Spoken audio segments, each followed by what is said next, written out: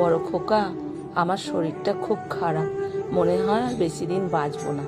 তুই ছোট খোকাকে ফোন করে আসতে বলবি, আমার দেখতে খুব ইচ্ছে হচ্ছে রে। তুমি বললেই কি তোমার ছোট খোকা চলে আসবে? ও বাইরে কাজ করে, যখন তখন তো আর আসতে পারে না। তবুও একবার ফোন করে দেখ না বাবা। আচ্ছা ঠিক আছে, ঠিক আছে, আমি পরে সময় মতো ফোন করে নেব। তারপর সত্যি সত্যি কিছুদিন না যেতে যেতেই দেবাশিস বাবু বিছানা ধরলেন, আর উনি ওনার বড় ছেলে কৌশিক বাবুকে বললেন, বড় খোকা, ছোট খোকাকে ফোন করেছিস? হ্যাঁ, তা করব। আমি বলছিলাম কি, ভাই তো বাইরে চাকরি করে, তোমার যা বিষয় সম্পত্তি আছে যদি আমাকে দিতে, কারণ আমার তো সেরকম কোনো কাজ নেই। তখন দেবাশিস বাবু বললেন, না খোকা, তা হয় না। বাবার সম্পত্তিতে সব সন্তানদের সমান অধিকার। তুমি আমার কথাটা একটু ভাববে না বাবা? ভাইয়ের তো মেয়ে নেই, আমার দুটো মেয়ে, কি করে ওদের বিয়ে দেব, এটাও তো একটু ভাবতে পারো। আমার কথা না হয় তুমি নাই বা ভাবলে, তোমার প্রাণপ্রিয় নাতনিদের কথা তো একটু ভাববে। তখন দেবাশিস বাবু বললেন, আমি সেসব বুঝতে পেরেছি, কিন্তু আর কোনো কিন্তু নয় বাবা। আমি কাগজপত্র তৈরি করছি, তুমি শুধু টিপ ছাপটা দিয়ে দাও। হোক, তা না হয় করবো, কিন্তু তোর ছোট ভাইকে একবার আসতে তো দে। হ্যাঁ, ছোট ভাই আসবে, তার আগে তুমি আর কাগজপত্রগুলোতে সব সই করে দাও, তারপর ভাইকে আসতে বলবো। এরপর কৌশিকবাবু সমস্ত কাগজপত্র তৈরি করে দেবাশিস বাবুর কাছে থেকে সমস্ত কাগজে টিপ ছাপ নিয়ে নেয়। তারপর একদিন দেবাশিস বাবু ছোট ছেলে সুমিত দেবাশিস বাবুর সঙ্গে দেখা করতে আসেন। বাবা, কেমন আছো তুমি? ভালো নেই রে, আর বোধহয় বেশি দিন বাঁচবো না। তোরা কেমন আছিস? বৌমা, ছোট্ট বিট্টু, ওরা কেমন আছে? সবাই ভালো আছে তো বাবা? বিট্টু স্কুলের ছুটি নেই, না হলে বিট্টু ও বৌমা সবাই আসতো। বিট্টুর স্কুল ছুটি পড়লে তখন তোমার বৌমা ও তোমার নাতনিকে নিয়ে আরও একবার আসবো। ততদিন কি আর বাঁচবো রে খোকা? তোকে আমার একটা কথা বলার আছে।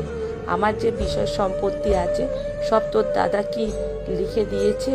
তোর দাদা বলল তুই নাকি ভালো চাকরি করিস, তোর নাকি বিষয় সম্পত্তির দরকার নেই, তার ওপর তোর মেয়ে নেই, তাই আমার সমস্ত বিষয় সম্পত্তি আমি তোর দাদাকে লিখে দিয়েছি।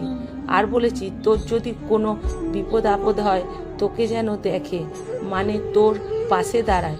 তখন দেবাশিস বাবুর ছোট ছেলে সুমিত বাবু বলে, তোমার সম্পত্তি বাবা তুমি যাকে খুশি দিতে পারো, তা নিয়ে আমার কোনো বলার নেই, কিন্তু আমাকে একবার জানিয়ে সব কিছু হলে ভালো হতো।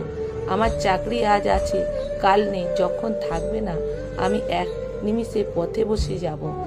আর দাদা এখানে বেকার নয়, ছোটোখাটো ব্যবসা করে, আয় ইনকাম খুব ভালো। আমি জানি, সে যাই হোক বাবা, আমি এ নিয়ে আর কিছু বলছি না। তোমার যেটা ভালো মনে হয়েছে তুমি সেটা করেছো, তুমি ভালো থেকো বাবা, আমি এখন আসি। দেবাশিস বাবু ছোট ছেলের মুখে এমন কথা শুনে বুঝতে পারল বড় ছেলে ওনাকে ঠকিয়ে ওনার সমস্ত বিষয় সম্পত্তি নিজের নামে লিখে নিয়েছে। উনি মস্ত বড় ভুল করে ফেলেছেন। এই সমস্ত নিয়ে চিন্তা করতে করতে ওনার হার্ট অ্যাটাক হয়ে যায় এবং উনি পরলোকে গমন করলেন। এরপর কেটে যায় বেশ কিছু বছর। কৌশিকবাবু একাই সমস্ত সম্পত্তি ভোগ করেন। সুমিতবাবুর বাবা মারা যাবার পর আর কখনোই গ্রামে বাড়িতে আসেনি, কিন্তু অনেকবার বিপদে পড়ে দাদার কাছে সাহায্য চেয়েছেন, কিন্তু দাদা কোনো সময় সাহায্য করেনি। তাই সুমিতবাবু আর কখনোই গ্রামের বাড়িতে ফিরে আসেননি। সময়ের কাল গণ্ডি পেরিয়ে কৌশিকবাবু আজ বৃদ্ধ বয়সে অসুস্থ হয়ে বিছানা ধরেছেন, কিন্তু কৌশিকবাবু দুই মেয়ের বাবা, অসুস্থতার সেবা করার বদলে বাবার সম্পত্তি কিভাবে দুজনে ভাগ করবে সেই নিয়ে দুই বোনের মধ্যে এবং দুই জামাইয়ের মধ্যে প্রায় রোজই ঝগড়া লেগে থাকে। একদিন কৌশিকবাবু প্রচণ্ড কাঁদছিলেন আর মেয়েদেরকে ডাকছিলেন একটু জল দেওয়ার জন্য, কিন্তু মেয়েদের সেই দিকে হুঁশ নেই। বাবা মারা গেলে কে কোনটা নেবে, কোন জায়গাটা ভালো, কোন জমিনটা ভালো, কে কোনটা নেবে, সেই আলোচনা নিয়ে সবাই ব্যস্ত। এরপর কৌশিকবাবু বিছানায় শুয়ে শুয়ে বুঝতে পারেন নিজের করা ভুল, আর মনে মনে ভাবেন বাপ তো বাপকেও ছাড়ে না। উনি অন্যায় করেছেন, তাই আজ তাকে অন্যায়ের শাস্তি ভোগ করতে হচ্ছে। আসলে অন্যায় করলে যে কোনোভাবে যে কোনো পরিস্থিতিতে তার ফল ভোগ করতে হয়। কলমে সুষমা বাগ প্রধান, পাঠে অনিতা ভট্টাচার্য।